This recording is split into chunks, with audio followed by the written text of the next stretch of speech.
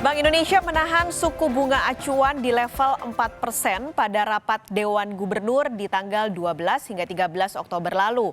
Keputusan ini mempertimbangkan perlunya menjaga stabilitas nilai tukar rupiah di tengah inflasi yang diperkirakan tetap rendah.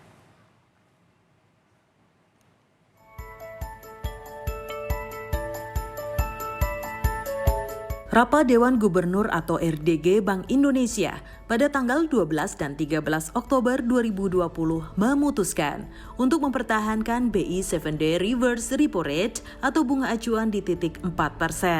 Suku bunga deposit facility sebesar 3,25% dan suku bunga lending facility sebesar 4,75%. Keputusan ini mempertimbangkan perlunya menjaga stabilitas nilai tukar rupiah di tengah inflasi yang diperkirakan tetap rendah. Bank Indonesia menekankan pada jalur kuantitas melalui penyediaan likuiditas, termasuk dukungan Bank Indonesia kepada pemerintah dalam mempercepat realisasi APBN tahun 2020 guna mendorong pemulihan ekonomi dari dampak pandemi COVID-19. Bank Indonesia juga menempuh 5 kebijakan lain, yaitu pertama, melanjutkan kebijakan stabilisasi nilai tukar rupiah. Kedua, memperkuat strategi operasi moneter.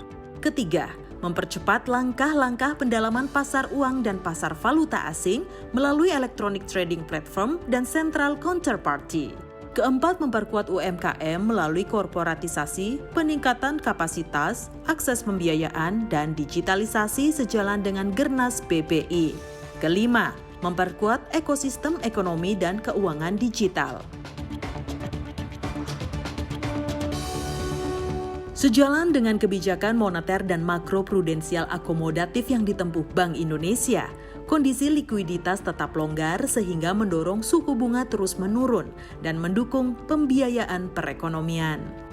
Sinergi ekspansi moneter Bank Indonesia dengan akselerasi stimulus fiskal pemerintah dalam mendorong pemulihan ekonomi nasional juga terus diperkuat. Dari sisi koordinasi kebijakan ada 2 langkah yang diambil. Pertama, Bank Indonesia memperkuat koordinasi kebijakan dengan pemerintah, OJK, dan LPS untuk memperkuat stabilitas sistem keuangan serta mendorong penyaluran kredit dan pembiayaan bagi pemulihan ekonomi nasional. Kedua, Bank Indonesia terus mempercepat digitalisasi pembayaran dan perluasan ekosistem digital melalui kolaborasi dengan pemerintah, bank, fintech, dan e-commerce untuk pemulihan ekonomi nasional. Sementara itu, asesmen perekonomian Bank Indonesia menunjukkan perbaikan ekonomi global berlanjut dan diikuti pertumbuhan ekonomi domestik yang secara perlahan membaik dengan stabilitas perekonomian yang terjaga.